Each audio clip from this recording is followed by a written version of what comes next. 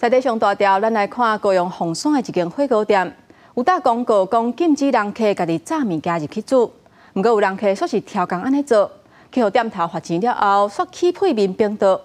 消保官讲，亲像这种情形，店头若是已经有打广告，有尽到通知的义务，确实是会当加以罚款的。欠芳了后，甲肉煮好食，人客得当甲食材放入去食火锅。这间伫凤山的火锅店，消费方式是单点，算盘数，嘛明白来打广告，讲袂当甲物件炸入去内底煮，违者爱罚100块。不过28号暗时，所有消费者甲业者伫咧门口冤家。这里面还有热汤啊，一些东西把它全都翻倒，整个桌子地上都是啊，旁边还有坐女客人，差点弄到客人。对啊，一行人伫咧马路来冤家，业者讲以后无需要这种人客。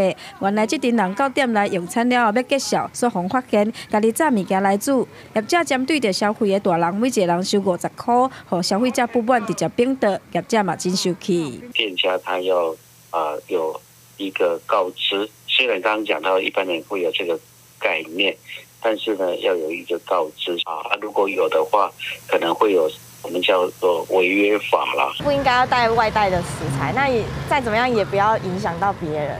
当然不行啊！怎么说？因为毕竟人家店家是做生意的人啊，还是要经营要生存啊，这是很正常的啊。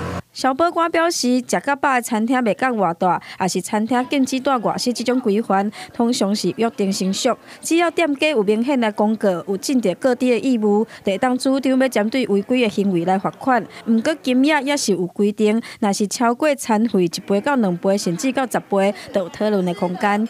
记者王刘婷、柯正准报道。